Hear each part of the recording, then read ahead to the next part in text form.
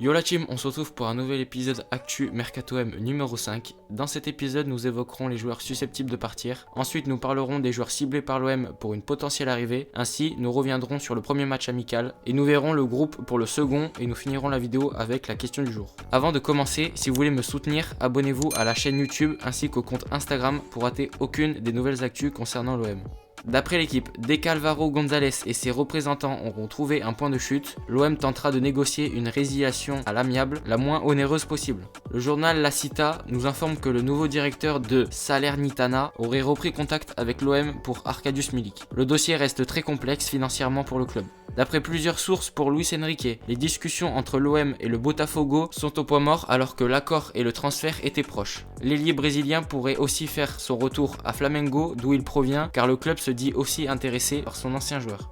D'après la Provence, le prix de Dujé Saletachar est de 10 millions d'euros. L'OM souhaite s'en séparer au plus vite pour qu'il ne parte pas libre en fin de saison. Et d'après l'équipe, Pablo Longoria se dit prêt à descendre Dujé Saletachar en réserve s'il refuse de partir. Pour le sens des arrivées, ça y est c'est officiel, Chancel Mbemba est olympien jusqu'en 2025 et portera le numéro 99. Il était libre de tout contrat depuis quelques semaines après son passage au FC Porto. Pendant la saison 2021-2022, il a fini dans l'équipe type de la Liga portugaise, mais aussi dans l'équipe type d'Afrique. Le défenseur congolais est connu pour avoir 27 ans, mais d'après une enquête du journaliste Romain Molina, il aurait 34 ans car Chancel aurait peut-être subi une traite humaine de l'esclavagisme autour de son arrivée à Anderlecht en provenance du Congo. C'est quand même un point important, mais m'appartient pas de le commenter. Son ancien entraîneur Sergio Conceição a dit « C'est un joueur d'une qualité et d'une intelligence extrême. Il maîtrise toutes les positions de la ligne défensive. » On peut déjà s'assurer qu'il a l'expérience de la Coupe d'Europe, donc espérons qu'il pourra apporter l'expérience aux jeunes qui ne l'ont pas encore.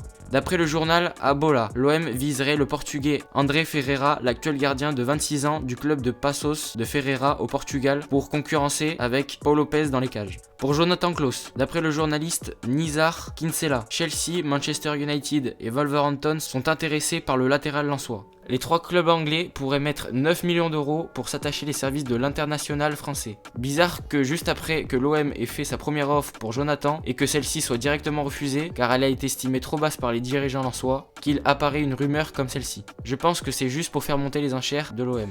Le premier match amical de l'OM a eu lieu le 13 juillet contre Marignane Gignac FC. L'OM s'est imposé sur le score de 4-1 avec une rotation complète de l'équipe. Le premier but est celui de Bakambu, suivi d'un triplé de Bamba Dieng. Même si le buteur sénégalais a mis 3 buts, il aurait dorénavant pu en mettre d'autres qu'ils ont fini à plusieurs reprises sur les poteaux. On a pu voir les débuts très réussis du jeune défenseur Isaac Touré avec de nombreux contacts impressionnants, retours défensifs mais aussi de projections vers l'avant. Samuel Gigot a aussi bien joué même s'il peut être plus minutieux dans certaines relances par exemple.